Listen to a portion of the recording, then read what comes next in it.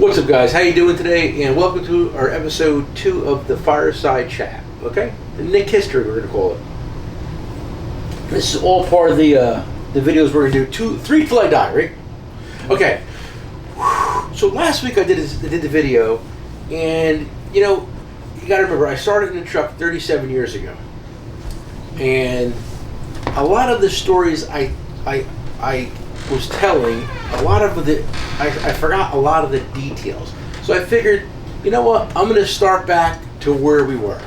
Okay, so I'm going to start off, you know, from the beginning, because I missed a lot of stuff, and none of this came back to me until, you know, after the fact. I watched the video and I was like, man, I forgot that part, I forgot this part.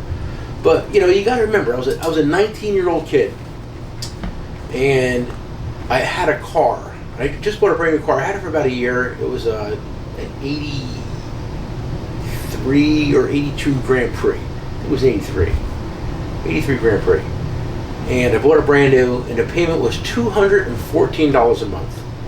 So I was like, you know what? There's no way I'm going to be able to afford to go into business and make this car payment. So I sold it. And I also sold my motorcycle. I had a Kawasaki GPZ 750, so I sold that.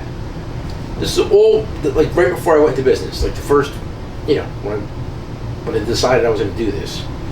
And then, in the same week I went into business, I bought a Harley Davidson, a 1982 Super Glide. I should have kept that when I sold it, but I still have too many Harleys at this point. That's a whole other kettle of fish. So before I even put the key in my tool truck, I sold my car, sold my motorcycle, and I bought a Harley. You got to remember, this is 1985. Harleys weren't exactly a lot of money because nobody was really wanting them back in the 80s. It cost me $3,000 for that motorcycle.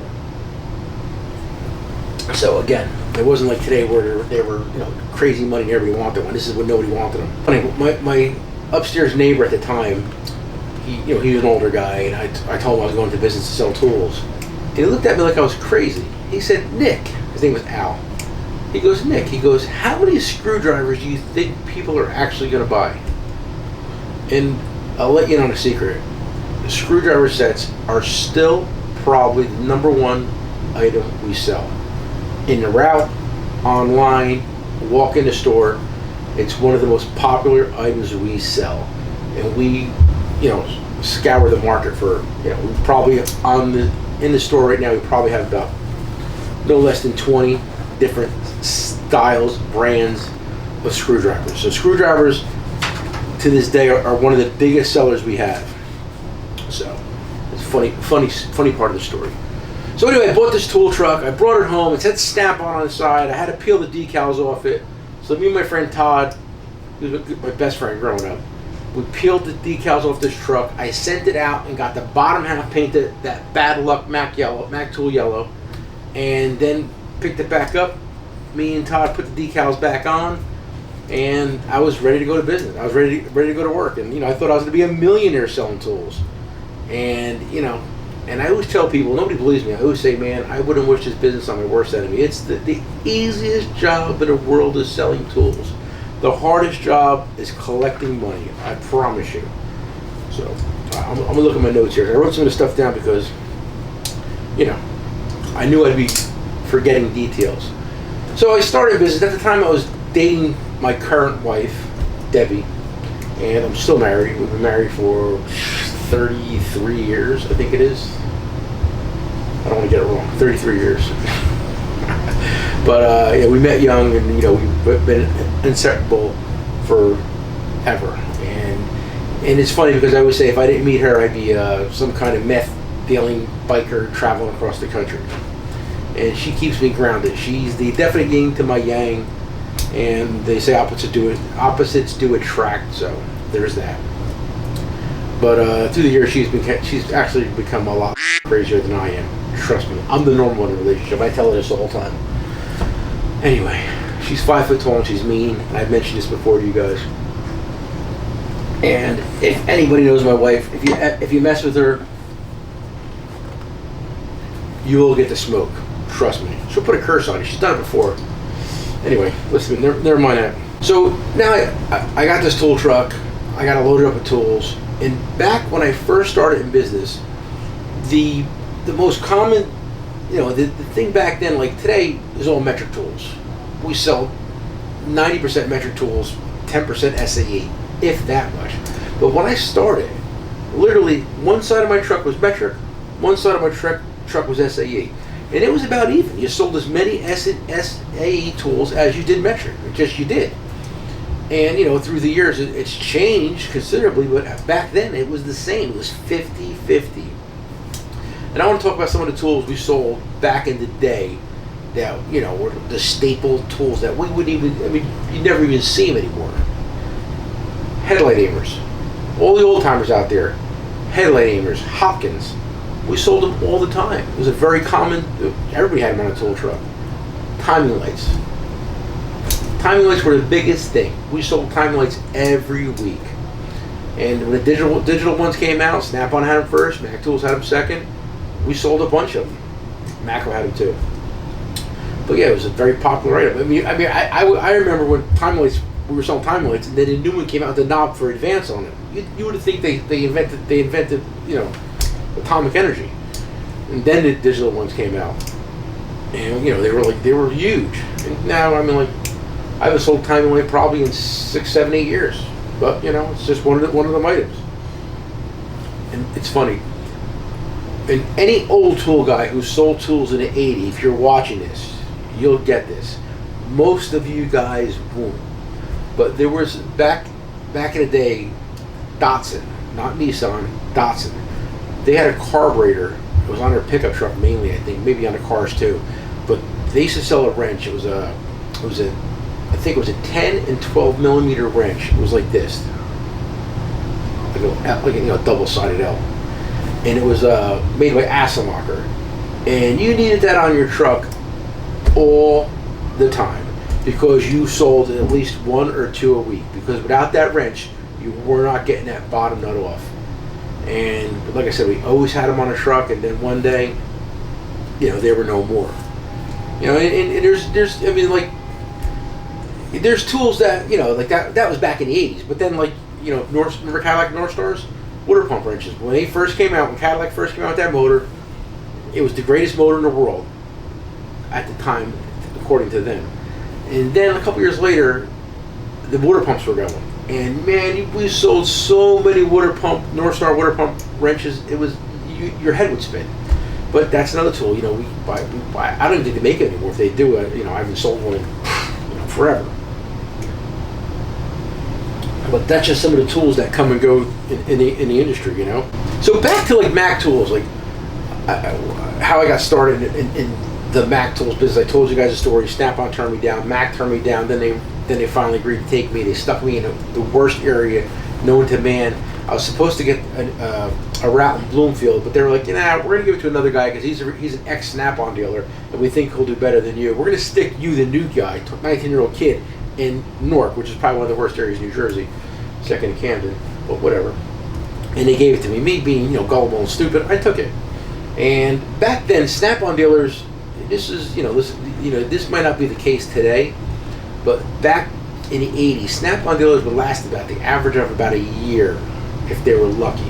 And they'd go out of business, and they'd get another guy. And the reason why that was happening is a lot of the district managers at the time weren't exactly the most honest people, and they were starting guys all knowing well they were going to go out of business. And they'd get them to take a second mortgage on their house a lot of times and keep on ordering inventory. And back then, the DMs, the district managers, or the field reps, whatever they call the clowns, they would order these guys tools and get them in over their heads. They'd go out of business, and they would start another guy up. But the reason why they were doing that is because they'd get 10% of their first order. So it was a little bit of a scam. And if you're an ex-Snap-on franchisee or district manager, comment down below if I'm wrong. But right? That's what happened. And a lot of guys went out of business. And that's the truth, because through the years, I honestly couldn't count how many guys I have seen go out of business in the tool business. I couldn't even fathom the idea. Right now in my area, there's nobody in any of the areas close to me that have been in business, no matter what franchise or brand, as long as me. There's a Snap-on dealer who just retired in my area, and he came in about a year after me, so technically I definitely outlasted him on the beginning and the end. So I don't know how much longer I have, because, you know, listen, I've been down for 37 years, and at some point I gotta say enough is enough and move on to the next phase of my life, which will probably be here, which isn't that bad of a spot to hang out, you know? Take notes. But you know, it's funny, because I mean, back then I was a 19-year-old kid, and it wasn't easy selling tools in an area at 19. You walked into a lot of these shops, a lot of these guys were old timers, and they weren't exactly receptive to the 19-year-old kid who came in here and wanted to sell them tools. You know, it wasn't an easy business to get into. It took me a long time to earn everybody's trust and you know, be knowledgeable enough to be able to sell tools and answer their questions, and, you know, be the toolman they wanted. And with Mac, you know, Mac wasn't an easy company to deal with, and we're gonna go, you know, we're gonna talk a lot about what I'm talking about now. We're gonna transition to like the end of the when I realized it was the end of the road for me with Mac Tools. A switch went off my head, and I'm like, I'm done. This is ridiculous. I'm not making any money. I'm making money for them, not for me. But you know, we'll get to that. So back then, I decided I wanted to be a Mac tool dealer, and you know, I was a kid, 19 years old. I didn't have any money. Very little money for that fact. So I went to my mother and I go, Mom, I want to be a tool dealer. You know, she was on board. She wanted me to be successful in life and do something. And I needed money. So I had some money, but I needed more money. Mac Tools at the time, I think they wanted like 12. It used to cost, this is what it used to cost to start a business back then. I believe it was $14,000, if my memory serves me right. It was $5,000 down on a truck, okay? $5,000 down on your initial tool order. That was like, if I remember correctly, like $48,000. So they wanted 5 down the truck, 5 down on the tools, and they wanted you to show $4,000 in your business checking account. Okay, follow me. So now remember the story where I told you they wouldn't lease me a new truck because I was too young. So I found a used Snap-on truck and took the guy's lease payments over. So that cost me how much? $0. So I gave Mac Tools their $5,000 down on their $40,000 inventory, and now all I had to do was show $4,000 in my checking account. Okay. So I got the $4,000 out of my checking account to show them. Started in business, and immediately the next week wrote my mother a check for $4,000. So I only owed her $5,000 for the money for the down payment of the tools. But yeah, I didn't want to owe her any more, the money. And I figured, they wanted to see it. They've seen it. Now I don't need it anymore. I'm gonna be collecting thousands and thousands of dollars a day. I'll be rich by the end of the month. In my head, I thought all this. But it's funny. Like my second or third week in business, right? I come home, go in my pocket, take the money out, and I had a knot of money like this, right? And I was like, oh my God. Now this is 1985. Times are different. And I said, oh my God, look at all this money I got. I started counting it. I had over $1,000. This is like my second, third week in business. And I'm like, oh my God, I'm going to be rich. This is never going to end.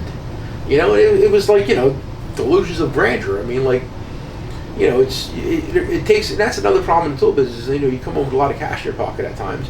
And the right thing to do is to put it away, make a deposit, then the next day start with your start money. Same thing, come home, make a deposit, and start with your start money. And that's what I was always very regimented with that. Back in my Mac tool days, it's like I came home, I made a deposit, so I didn't have that cash laying around. I had a friend in the tool business. He started right after me, young kid. I don't want to say his name. I still know him to this day. I just seen him a couple weeks ago. And he used to, we used to, go out after work, and he'd have his whole, knot of money from the daily collections in his pocket. He'd be like buying drinks, buying this, buying that, and I'd be like, this kid's crazy. And he was. He went out of business. He only lasted like maybe a year. He was out of control, but he was young. But me, I stuck it out. And back then, it was when I first went into the route. It was very, very competitive, and everybody hated each other. I'd be, you'd be driving around, you see a Snap-on dealer, and as a naive kid, and I was at the time, you'd see a Snap-on dealer, you just wave. and they give you the finger. They did it every time, you know. Except for there was one guy, and he was an older guy. He used to blow the horn away, but like, you gotta remember, Mac Tools have big areas. I have a big area to this day, and you know, my area would, you know, I'd probably bump around with like 8 or 10 different tool dealers. Mac, Matco, Snap-on, you know, Cornwell, all have come and gone through the years, but nobody would ever wave. And like if you, and like back in the early days, like if you were in a stop and it was, the Mac dealer would, or the Snap-on dealer would come behind you or something like that. If you were late, they'd come in there and they'd be yelling, screaming. It was hard, and I got a lot of confrontations back in the day, a lot. Push and shoving matches, actual fights, all that stuff. These guys weren't exactly nice people, you know, and that has definitely changed. I mean, everybody kind of gets along. You know, the Snap-on guy is on my truck once a week. The Matco guy is on my truck. You know, about once a month he's on my truck. You know, everybody gets along a little better. I guess they've all, you know, put the Kool-Aid down and figured that we're all just people trying to make a living out there, you know. And I got a great story. I'm not going to get into that just yet, but I always fought with the other dealers, and I finally met a dealer, and we became really good friends. We were best friends, and we're still very, very, very good friends over the course of the last, I guess we've been friends now for probably 15 years. Actually, I was out with him Saturday. He's a good guy, and I want to get him on. I want to get him on here one day and sit down and talk to him, because he's kind of the guy that opened my eyes to the other end of the business, you know. Because at the time I had a different vision of what I was doing, and I'll get into all that. But I want to give you the nuts and bolts of the beginning, the early beginning of this, and how it, you know, started. And you know, this is in the early 80s, and I started in 85. And you know, for a couple of years I made good money as a kid. And it's funny because, like, you know, I was with my wife, and I was 24. We wanted to get, well, I didn't want to get married. She wanted to get married. She wanted to take a chance of losing this match. Just kidding. So we wanted to get married. You know, we were dating for a long time, and she, you know, I wanted an engagement ring. So you know, like any other guy, you know, you don't want to lose this girl, so I buy an engagement ring for her. And there was nothing spectacular back then, trust me. Although she did upgrade a couple years back, that's a whole different story.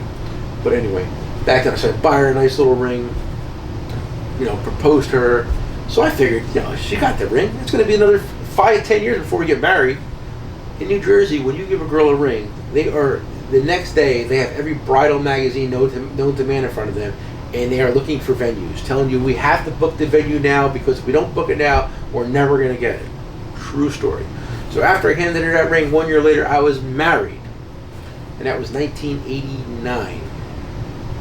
And the best thing I ever did was get married. And I tell you, I'm the happiest married guy in the world. And if it wasn't for my wife, none of this would be here. None of it.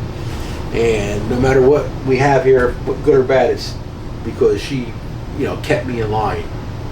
She's definitely the glue that holds it all together. It's funny, me and my son joke about this all the time. We're like, you know, if she leaves, it's over. We couldn't do this. There's no way we could do this. I wouldn't even know how to pay a bill. One bill. True story, man. Just hire a secretary. Anyway. But, like, you know, it was funny. Like, it was crazy back then. Like, you know, like, the routes weren't like they are now. It's like now I drive around, it's like cruise control. I just pull in a stop, guys come out, pay their bill, buy tools, and leave.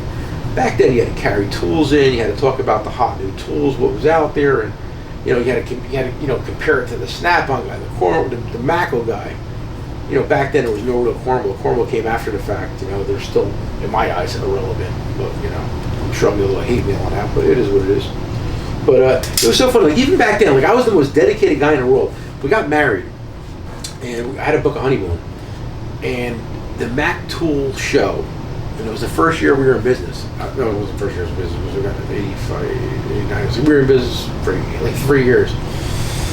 And we had to, the tool show was on a Saturday. We wanted to go to an island. And the only island we could fly out of to be home for the tool show, we had to fly out on a Friday. And the tool show at the time was in Pennsylvania, which is driving distance from us. So we had to go to Puerto Rico, and I was like, Puerto Rico? I don't want to go to Puerto Rico. I was like, I want to go to the Bahamas or Aruba or something like that, but I want to go to Puerto Rico. And I was like, I was mad because I had to go to Puerto Rico. Come to find out, Puerto Rico is one of the nicest islands you ever can go on vacation. The food's amazing, and my wife took me back there for our 30th anniversary, and same hotel. We had a blast, and we went back, I think, twice since then. I love Puerto Rico. If you ever get a chance, go to Puerto Rico. You will never find a spot with better food than Puerto Rico. Shout out Puerto Rico. Okay? Yeah, I like Puerto Rico. Puerto Rico's a good time. So, anyway. So, yeah, well, before we got married, we always like, we need to buy a house. So I'm like, oh, okay, let's buy a house. I'm 24 years old. I never bought a house before. Like, I go, how much money do we need? She goes, we need this much money. I'm like, really?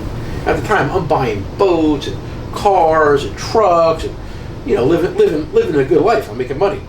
And she's like, we need at the time, I'm making numbers up, I forget, like $25,000 down on a house or whatever, 20,000, 10,000, whatever, I don't remember, it was so long ago.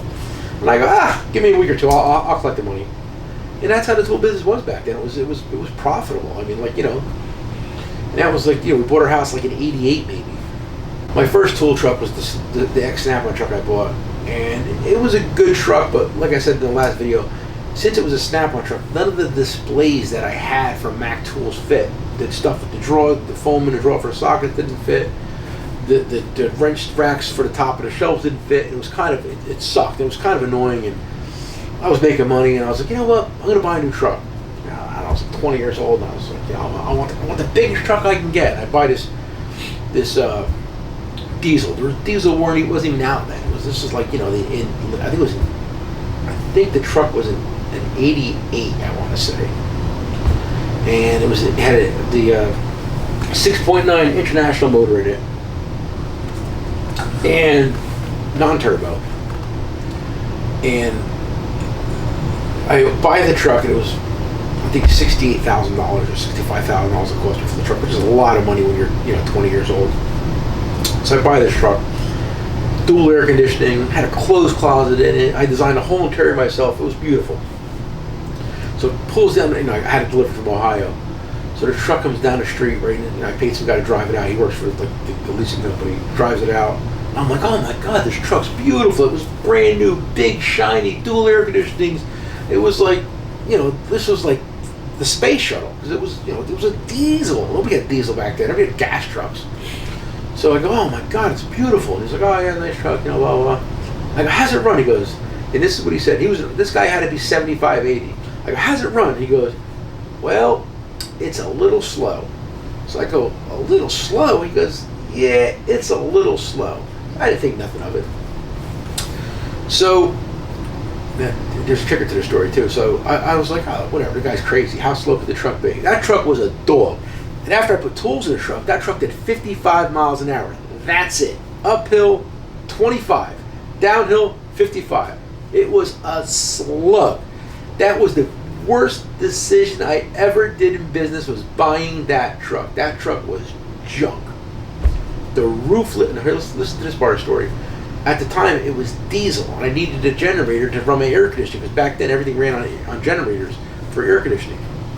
Okay, now the truck was diesel. There was no diesel generators back then. Everything was gas. Or, in this case, because I had a diesel, it was propane. So I had a diesel truck with propane air conditioning. Well, the problem with the propane air conditioning was it used to burn more than the tank a week of propane. And that was back then, it was costing me $60 or $80 to fill this truck up with propane every week. Now think about how inconvenient it was to go to some place that sells propane, have it hook up to your truck, fill it up, and it was $60, $65, $80 to fill the truck up. It was horrible, horrible. So I called the place up and said, this is ridiculous. I can't live like this. Went back and forth, back and forth. So they agreed they drove out with a generator, and they put a gasoline generator in my truck. So the truck had two tanks, had a fuel tank and a gas tank. And I had to keep both of them full, one with gas, one with diesel. It was, again, that truck was a horrible truck. And in winter, it used to freeze up all the time. And then finally, I started developing a really bad miss, and then it wouldn't run. So this is in the late '80s, and close to the '90s, and business has changed at that point, and things weren't like they used to be. It's like, I'll just buy a new truck. I didn't have any money to buy a new truck. I had to fix that truck, and what happened was on that truck they have roller lifters, and it's got a little lock bar that locks the roller lifters. And me and my cousin did this on our backs on the driveway. Snapped, roller lifter turned sideways, and wore a lobe off the cam. Unfortunately, that was the first lobe on the cam, and that also drove the fuel pump. So the thing barely had a bump on it, so I had to put an electric fuel pump on it, and I drove that truck for 3 years with an electric fuel pump, and it missed. And I'm not going to talk about my third truck until the next video, because that truck was a good truck, but I'm not going to get to that one. But it wasn't my best truck, and the truck I have now still isn't my best truck. We're going to cover that in a second. But so I think I'm going to leave it with that for now. I mean, again, I'm jumping around, and it's funny because as I'm doing this now, all these stories are coming into my head, and I'm going to cover best customers, worst customers, biggest sellers, worst sellers. I'm going to cover all that stuff, but I want to get you up to speed and so you can see how this all evolved, all of this. And I look at my office, and I got a flag here, and that was sent by a gentleman. His name is Daniel Livingood, and he's a customer. He was in the Army. He took a selfie and that was in the background, and I helped him get a deal together for a toolbox. And he goes, "I'm going to send you that flag." And I had that flag 4 days later. I talked about it a few times, and he signed the back of it. And then I got guys like this.